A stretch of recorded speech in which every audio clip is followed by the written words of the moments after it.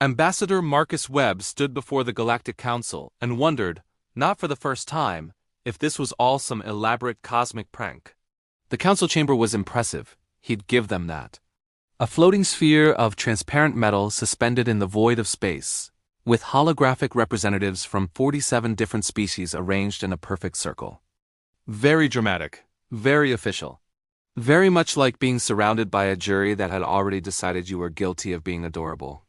And in conclusion, Marcus said, wrapping up his presentation on basic trade rights, humanity requests the same customs exemptions currently enjoyed by the Vixorian and Thraxian trading guilds. We believe this is fair and equitable treatment. Council leader Vornetics, a being that looked like someone had crossed a squid with a filing cabinet, made a sound that the translator interpreted as amused chittering. Ambassador Webb, your enthusiasm is noted. However, humanity has only been spacefaring for 70 years? Perhaps we should wait until you've matured a bit as a species before granting such privileges. Marcus felt his jaw tighten. With respect, Council Leader, we've proven ourselves capable of interstellar trade. Our safety record is spotless. Our ships meet all regulations. There's no logical reason to deny this request. No logical reason. Vornetics repeated, and now several other council members were making their species equivalent of laughter. Dear human, you're getting upset again. It's rather endearing, actually. A crystalline being that Marcus had learned was called Shimmerex spoke up, their voice like wind chimes. Vornetics, perhaps we shouldn't antagonize them. Remember what happened when we denied the Quelix diplomatic status. They stopped speaking to us for nearly a week. More laughter. Marcus realized with growing horror that they weren't being malicious. They genuinely thought human displeasure was cute, like a puppy growling at a thunderstorm. Ambassador Webb, said a floating blob of tentacles named Gleep, we understand you're frustrated. But you must understand, most species in this galaxy experience what you might call anger as a mild preference, not to continue the current situation. We've observed your species' conflicts, your wars, your passionate responses to stimuli. It all seems so, intense. We simply can't relate. Marcus took a deep breath. Council Leader Vornetics, members of the Council, I want to be very clear about something. You are testing human patience. That is not a threat. That is a weather report. I am telling you that there is a storm coming, and you are choosing to stand in the rain because you think water is just extra air. Vornetics' tentacles rippled with amusement. Such colorful metaphors. We appreciate your input, Ambassador. Request denied. Perhaps we'll revisit this in, 50 years? When you've calmed down a bit. Marcus gathered his documents, kept his face neutral, and walked out of the chamber with as much dignity as he could muster. Behind him, he could hear the council already moving on to the next item on the agenda, something about standardizing the size of shipping container labels. They had no idea what they'd just done. The thing about humans that the galaxy was about to learn the hard way was this: patience is not the same as weakness, and politeness is not the same as powerlessness. Humans could be patient. Humans could be very, very patient. Right up until they couldn't. And when a human stops being angry and starts being calm, that's when you should be terrified. But the galaxy didn't know that yet. They were too busy thinking humans were adorable. 3 months later, Captain Riley Chun was reconsidering her career choices. Attention Human Vessel Goodwill Ambassador, crackled the communications array. This is Vixorian Patrol Station 774. Prepare for inspection. Riley closed her eyes and counted to 10. In English, then in Mandarin, then in the pigeon space cant that traders used. It didn't help. Station 774. This is Captain Chun.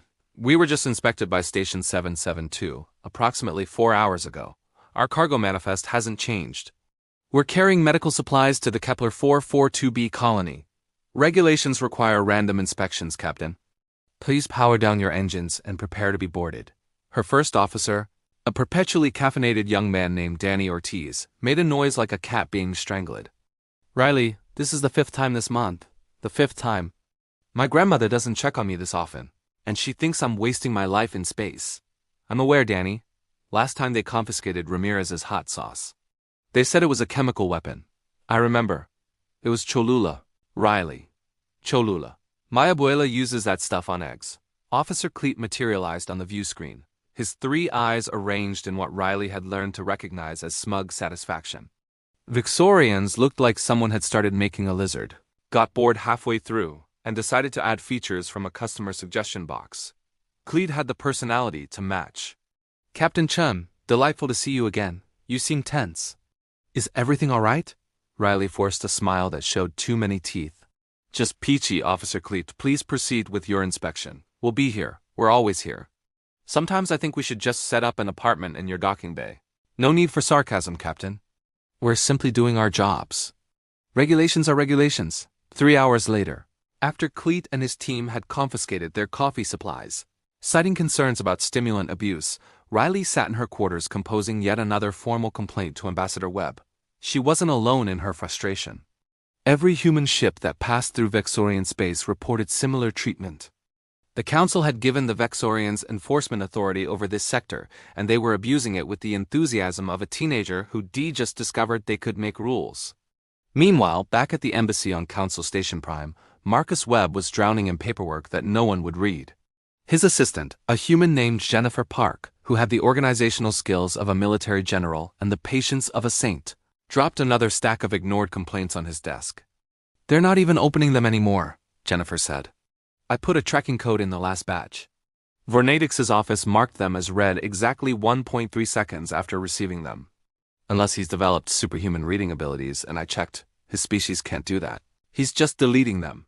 Marcus leaned back in his chair. "What's the count now?" 467 formal complaints. 212 requests for mediation. 78 citations of treaty violations. And one very passionate letter from a freighter captain who just wants to drink her coffee without being accused of substance trafficking. "Captain Chun?" "Captain Chun." Marcus pulled up his private messages. There in a secured channel was a growing thread of communications from human captains, colony leaders, and trade representatives. They weren't angry anymore. They were past angry. They were reaching that dangerous calm that Marcus knew all too well. One message caught his eye. It was from the Vexorian patrol officer's private network, accidentally forwarded to him by a sympathetic Shimerex clerk. He opened it. "Current pool standings for human tantrum predictions. Officer. Cleet leads with a guess of 47 more days until humans attempt physical violence. Officer Vrix has 53 days.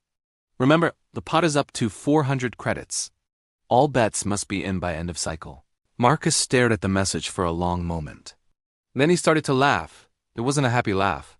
"Sir?" Jennifer asked carefully. "They're betting on us, Jennifer.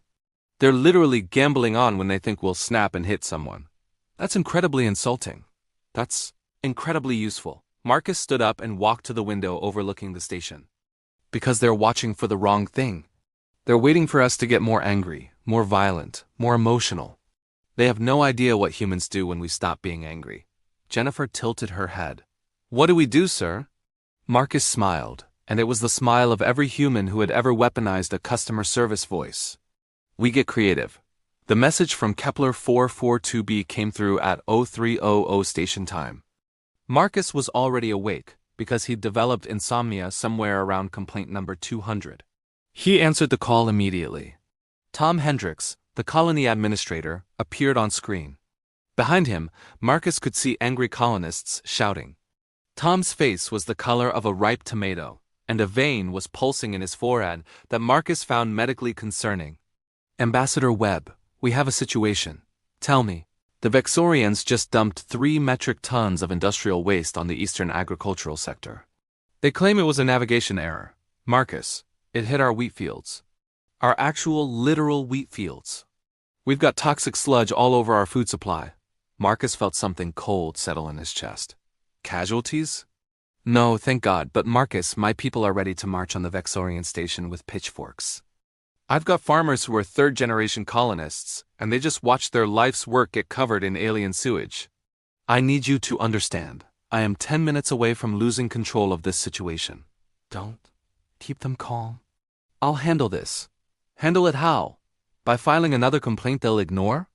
Tom, I need you to trust me. Can you give me 72 hours? Tom Hendricks stared at him for a long moment. Then he nodded slowly. 72 hours. But Marcus, after that, I can't promise anything. These are good people, but they're human people. We have limits. I know. So does the galaxy. They're about to find out. 6 hours later, Marcus stood before an emergency session of the Galactic Council. He brought evidence. Sensor logs, chemical analysis, testimony from a dozen witnesses. It was airtight. Vornadix barely looked at it. Ambassador Webb, we appreciate your concern. The Vexorian government has issued a statement indicating this was an unfortunate accident. These things happen in space. Surely you understand that mistakes occur. Council leader, this was the third incident this month. And this one contaminated food supplies. We're requesting formal apologies and financial compensation for the damages. A counselor from the Quelix delegation, a species that looked like ambulatory ferns, made a rustling sound. Ambassador, isn't this reaction a bit extreme? From what we understand, no one was harmed. Your colonists can simply grow more food. Simply grow more food, Marcus repeated slowly. That takes 6 months. Those colonists will need to import food now, at considerable expense. Perhaps if humans weren't so sensitive about their agricultural projects, this wouldn't be such an issue, said Gleep. Many species simply synthesize their nutrients. Your attachment to growing things in dirt is rather primitive. The council chamber filled with the various species' versions of laughter. Marcus looked around the chamber. He saw Chimerex looking uncomfortable, at least. A few other species seemed uncertain. But the majority were amused. They thought he was overreacting. They thought this was another cute human tantrum. He took a deep breath, then another. When he spoke, his voice was perfectly calm. You have 72 hours to provide full compensation to Kepler 442b colony and issue a formal apology. After that, we will consider the treaty regarding respect for sovereign human territory to be null and void. Vernadix's tentacles quivered with laughter. Or what, Ambassador? What will you do? File more complaints? Send us strongly worded letters? Stage a protest? Please, enlighten us as to what consequences humanity thinks it can impose on the entire Galactic Council. Marcus gathered his materials. He looked directly at Vornadix, then at each council member in turn. His face was completely neutral. Not angry, not upset, just calm. We'll show you what losing patience really means. Then he walked out. Behind him, the laughter grew louder. Vornadix was saying something about humans and their adorable threats. Someone else wondered if they should give humanity a participation trophy for effort. Marcus didn't hear them. He was already on his communicator. Jennifer, initiate protocol malicious compliance. Contact every human captain, every colony administrator, every trade representative. It's time the galaxy learned an important lesson. What lesson is that, sir? That human patience is not a renewable resource. And they just used up their last drop. 72 hours and 14 minutes after Marcus's ultimatum, Officer Cleet was having a very bad day. It started when 16 human vessels appeared on his station's sensors, all simultaneously requesting docking permission. That wasn't unusual. What was unusual was that all 16 ships then parked themselves directly in the main traffic lane and announced they were experiencing technical difficulties. Captain Chan, Cleet said, trying to maintain his usual condescending tone and failing. You cannot park your vessel there. You are blocking all traffic to and from this station. Riley's face appeared on screen, a picture of innocent concern. Officer Cleet, I'm so sorry. We've developed a malfunction in our navigation computer. Company policy states we cannot move the ship until it's been fully diagnosed and repaired. Safety first, you know. How long will that take? Oh, hard to say, could be hours. Could be days. Technology is so unpredictable. She smiled sweetly. You understand, of course. Regulations are regulations. Behind her, Cleet could see her crew trying not to laugh. Captain Chan, I know what you're doing. Officer Cleet, I have no idea what you mean. We're simply following proper safety protocols. Isn't that what you always tell us to do? Simultaneously, at 17 other Vexorian checkpoints throughout the sector, the exact same scenario was playing out. Human ships with mysterious malfunctions, all perfectly positioned to cause maximum inconvenience. But that was just the opening move. Priya Kapoor worked from a nondescript apartment on Council Station Prime. On paper, she was a cultural liaison. In reality, she was a hacker who had made it her personal mission to understand every computer system the Galactic Council used. She'd been patient, thorough, and completely legal in her research. Now it was time to put that research to use. All stations, this is Priya. Operation Bureaucratic Nightmares go. With a few keystrokes, she activated a series of programs that she'd spent months preparing. Nothing illegal. Nothing violent. Just creative applications of existing systems.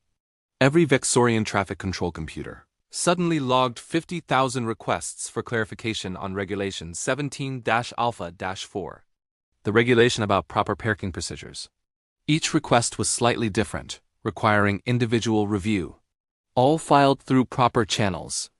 At the same time, automated trading systems began processing legitimate human orders, but with every optional verification step activated. Form after form after form, all requiring manual approval from Vexorian customs officials. Within 2 hours, the Vexorian trade network had slowed to a crawl. Within 4 hours, it had stopped completely. The Galactic Council's emergency session was chaos. Vornadix's hologram was flickering with agitation. This is economic warfare. We demand the humans cease these actions immediately. Marcus appeared via hologram, looking refreshed and calm. Behind him, Jennifer was barely suppressing a grin. Council leader, I'm not sure what you mean. Human ships are experiencing technical difficulties. They're following proper safety protocols by not moving until repairs are complete. We're simply being cautious. All of them, at the same time? Space is dangerous, Council leader. Equipment fails. Surely you understand that mistakes occur. The chamber went very quiet as everyone recognized their own words being thrown back at them. A counselor from the Thraxian delegation spoke up. What about the computer systems? Our entire trade network is frozen. Oh, that, Marcus said, consulting a datapad. That's humans exercising their right to request regulatory clarification. I believe the Council established that right in Treaty 447, Section 9. We're just making sure we understand all the rules. We'd hate to make any mistakes. 50,000 requests? Glebe sputtered. We're very thorough. This is absurd. Vornadix's tentacles were flailing now. You're deliberately disrupting galactic commerce. We're following regulations, Marcus said calmly. All of this is perfectly legal. We checked, multiple times. Would you like to see the documentation? Because we have a lot of documentation. Jennifer held up a physical stack of paper. It was 3 feet tall. Where she'd even found paper, Marcus had no idea, but the visual was perfect. Shimmerex's crystalline voice cut through the chaos. Ambassador Webb, what do you want? I think you know what we want, Counselor. The same thing we wanted 72 hours ago. An apology and compensation for Kepler 442b. Also, an end to the systematic harassment of human vessels. Also, equal treatment under Council regulations. And if we refuse? Marcus smiled. It was the smile of a man who had spent 3 months being patronized and had finally found an outlet for his frustration. Then, we keep following the rules. All of them. Every single regulation, procedure, and protocol. To the letter. Forever. How's your trade network looking right now? Because we can keep this up indefinitely. We're very patient people. The silence that followed was beautiful. By day 3 of what humanity had cheerfully dubbed Operation Petty Revenge, the galaxy was experiencing a lesson in creative rule-following that would be taught in diplomatic academies for generations. Marcus stood in the embassy's operations center, watching reports flow in from across human-occupied space. It was beautiful. It was terrible. It was beautifully terrible. Status report, he said. Jennifer pulled up a holographic display. Human vessels have begun requesting inspections of every Vexorian ship that passes through any sector where we have jurisdiction. Each inspection takes exactly 6 hours, per the regulation manual. We're following every single step. In order, with witnesses. How are the Vexorians handling it? Cleet filed a complaint. I responded by sending him a formal request to clarify his complaint, with a 17-page form that needs to be filled out.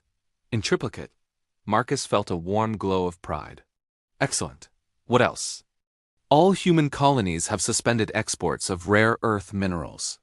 When asked why, they're citing quality control concerns. Each shipment now requires individual certification, which takes 3 weeks to process. Let me guess. We're backed up on certification requests?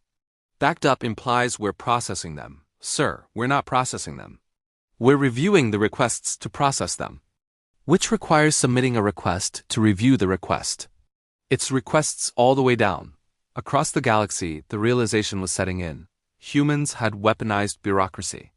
The Thraxian trade guilds, who relied heavily on human-exported minerals for their manufacturing, were the first to break. Their ambassador contacted Marcus privately. Ambassador Webb, we had nothing to do with the Kepler 442b incident. I'm aware, Ambassador Threx. Then why are our ships being held up in your customs? Because you're part of the Galactic Council that laughed when we asked for equal treatment. Because you're part of the system that thought human frustration was cute. Because you were complicit in treating us like children. We need those minerals. Our economy is dependent on them. Then I suggest you vote appropriately at the next council session. Similar conversations were happening throughout the galaxy. Species that had barely noticed humanity's complaints were suddenly very aware of exactly how integrated human trade had become in the galactic economy. Priya's team escalated their efforts. They began filing regulatory complaints about everything. The temperature in the council chambers was 3 degrees above optimal, per Regulation 947. The lighting in Vixorian stations didn't meet the spectrum requirements outlined in Safety Manual Volume 12.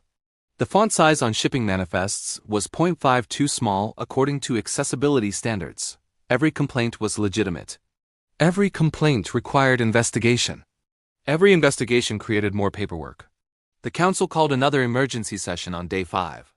Vornadix looked haggard. Marcus hadn't known that was possible for a squid filing cabinet creature, but there it was. Ambassador Webb, this has gone far enough, has it? Marcus leaned back in his chair. Because from my perspective, we're just getting started. Did you know that Regulation 4-4-7 requires all council members to submit quarterly reports on resource allocation? And that the Vexorian delegation hasn't filed one in 6 years? We're very concerned about this oversight. We've submitted a formal request for all back reports. That should only take you, 6 months to compile? This is insane. This is compliance. You said you wanted us to follow the rules. We're following the rules. All of them. Gleep's tentacles drooped. What will it take to end this? A formal apology to Kepler 442b, full compensation, renegotiation of trade agreements to give humanity equal status, and a personal apology from Vornadix for 3 months of systematic harassment. That's extortion. No, that's diplomacy. Extortion would be if we were doing something illegal, but we're not. We're just being really, really thorough about following your rules. The rules you made. The rules you enforced.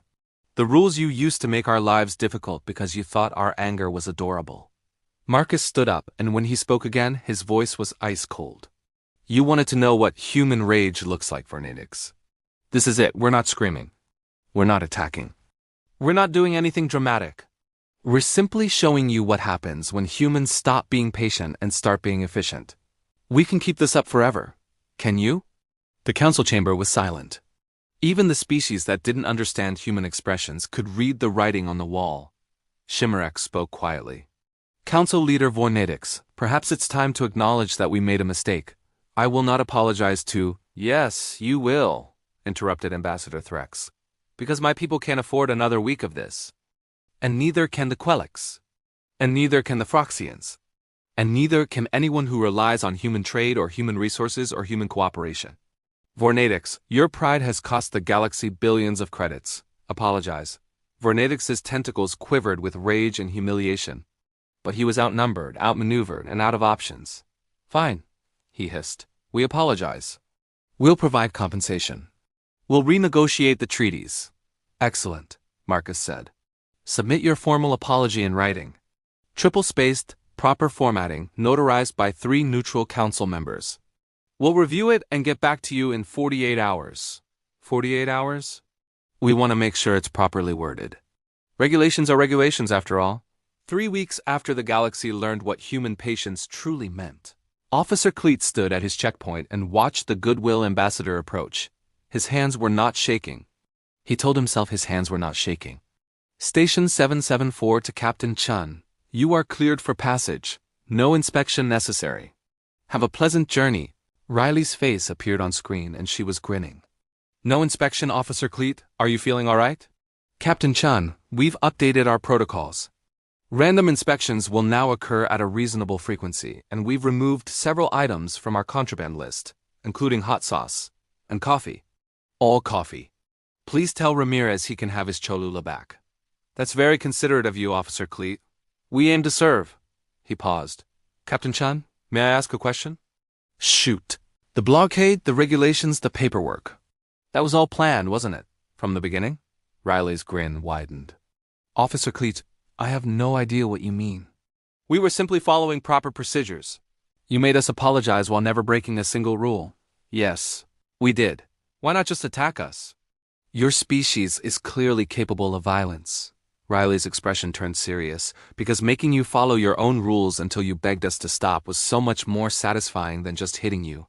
Violence is easy, Officer Cleet. Creativity takes effort. The Goodwill ambassador flew past the checkpoint without incident, as did the next human ship, and the next, and the next.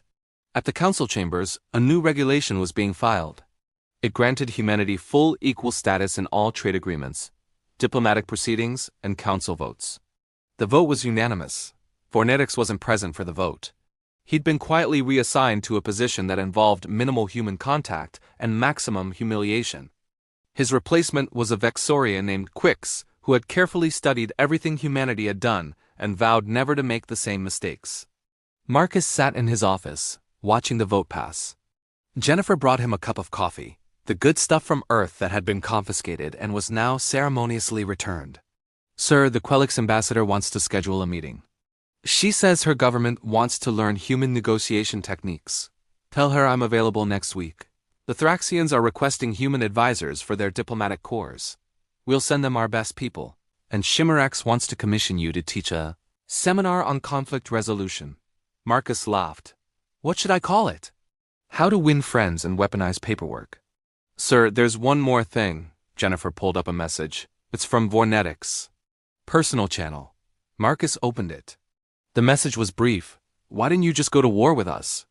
You clearly had cause. Marcus typed a response. Because war is what you expected. War is what you prepared for. War is what you would have understood. But making you apologize while following your own rules? That's what broke you. Never confuse human patience for human weakness, Vornetics. We can wait as long as it takes to make our point. And we always make our point. He sent the message and closed his terminal. 6 months later, Marcus was giving a lecture to new ambassadors from a dozen species. The council had requested it, demanded it actually. They wanted their people to understand humanity before making first contact. The key thing to understand about humans, Marcus said, walking across the stage, is that we don't have just one response to conflict.